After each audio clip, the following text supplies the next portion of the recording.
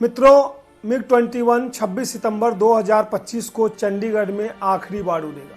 जी हां, अंतिम बार, सिर झुकाकर शायद आभार प्रकट करने के लिए उन पायलटों को जिसके साथ उसने न केवल आसमान की बुलंदियों को छुआ बल्कि दुश्मन के जो अड्डे थे, दुश्मन के जो टारगेट्स थे, उनको भी नेस्तनाबूद किए। उन टेक्नीशियनों को आभार देने के लिए जिनके साथ वो आज तक पिछले 60 सालों से ऑपरेशनल रहा। जी हाँ, उन रनवे के सायों को, उन हैंगरों को जो उनका आशियाना बना रहा पिछले 60 सालों में, अंतिम सलूट देने के लिए उड़ेगा। मानो ऐसे कह रहा हो कि ये मेरी अंतिम उड़ान है, लेकिन मैं चुपचाप नहीं जा रहा, मैं अपना कर्तव्य जो है ना उसको पूरा करने की गरज के साथ जा रहा हूं। 26 सितंबर 2025 अंतिम उड़ान मिग 21 की। वैसे तो इसकी ऑपरेशनल फ्लाइट की अंतिम उड़ान 18 तारीख को राजस्थान के बाड़मेर के नाल में हो चुकी है। जी हाँ मित्रों, मिग 21 जिसे कभी उड़ती हुई गोली तो उड़ता हुआ ताबूत भी कहा गया। आज के इस वीडियो में बात करेंगे इसके बारे में, इसकी स्पेशलिटी के बारे में और इसकी सारी डिटेल्स। वीडियो को अंत तक देखिए, अच्छा लगे अपने दोस्तों से साझा करें। चैनल पे पहली बार आए हैं सब्सक्राइब करें, लाइक करें। आइए आरंभ करते हैं। मिग 21 थर्ड जनरेशन का ऑल वेदर एयरक्राफ्ट। थोड़ी सी इसकी जो स्पेसिफिकेशन और टेक्नोलॉजी है ना, इसकी बात मैं पहले कर लेता हूँ। जी हाँ, एक सुपरसोनिक लड़ाकू जेट विमान जिसकी लंबाई 15.76 मीटर, चौड़ाई की बात करें तो 5.15 मीटर, वजन 5800 केजी और इसका जो पेलोड कैपेसिटी था वो था 8400 केजी।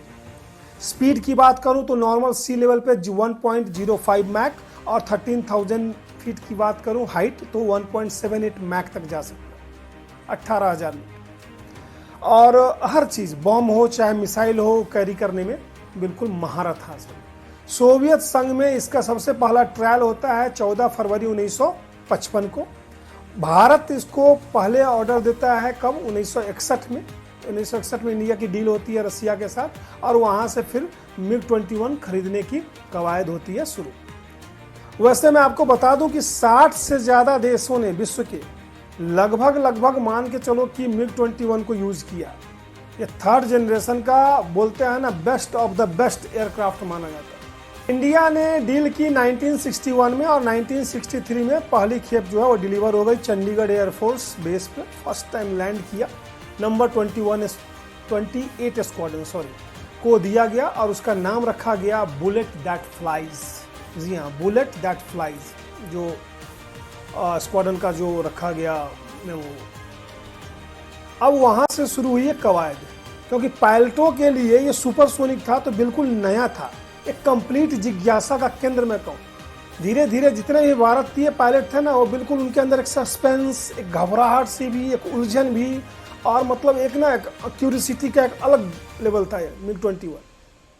लेकिन धीरे धीरे पायलट्स इसको अडॉप्ट करते गए, सीखते गए, चाहे वो हाई माउंटेन टेरेन में फ्लाई करना हो, चाहे उसके फास्ट टर्न हो, चाहे उसके बैरल रोल हो, एरोबेटिक्स हो।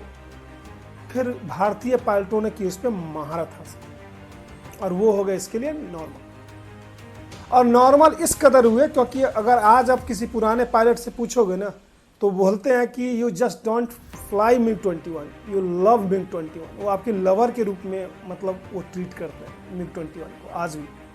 63 में भारतीय बेड़ों में तो ले लिया गया। अब उसके बाद इमीडिएट आया था 1965 का वार और उसके बाद 71 का वार।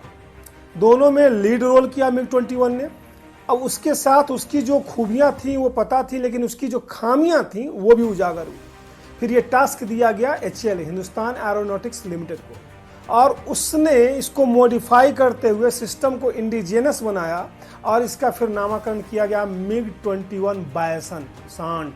जी हाँ, और उसके बाद आपको जान के आश्चर्य होगा, जितना रसिया ने नहीं किया था प्रोडक्शन, उससे ज़्यादा प्रोडक्शन HAL ने किया मिग 21 बायसन का, जो कि 660 था, 660 lead strike aircraft once upon a time. और आज तक वो चलता रहा, मतलब मोटा मोटी मैं काउंट करूं तो लगभग 6 दशक तक। तो मानो कि ऐसे कभी न रुकने वाला फ्लीट हो गया है। हालांकि राजनीतिक उपेक्षा के कारण हमेशा स्पेयर पार्ट्स की कमी, टेक्निकल ग्लिच का सामना मिग 21 को हमेशा ही थ्रू आउट करना पड़ा और इसी के कारण कभी उसे उड़ता हुआ ताबूत भी बोला गया। क्योंकि पिछले 6 दशकों में अगर इसके क्रैशेस की संख्या अगर हम जाने तो ये लगभग 400 थी, इसमें कि 200 पायलटों ने अपनी जान गंवाई।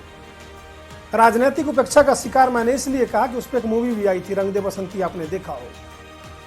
कोई भी मशीन या कोई भी एयरक्राफ्ट अपने आप में परफेक्ट नहीं होता, अपने आप में कंप्लीट एडिक्वेट नहीं होता, परफेक्ट उसे इसके पायलट बनाते हैं।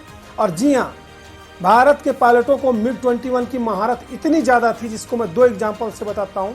सन 2009 Iron Fist first air exercise live telecast में कंट्रोल रूम में था यूएवी से, और वहाँ मैंने देखा था कि जिसको बोलते हैं ना bulls striking, MiG 21 was the first aircraft, 3rd generation aircraft जिसने कि बुल से स्ट्राइक किया continuous with 0 failure, 100% strike rate. दूसरा आता हूं, अभी आपने रिसेंटली देखा होगा, विंग कमांडर अभिनंदन, F-16 कौन सा है? 5th जनरेशन एयरक्राफ्ट है, और उसको मार गिराया मिग 21 से, कंप्लीट सीधा, कोई डॉग फाइट नहीं, कंप्लीट लॉक करके सीधा।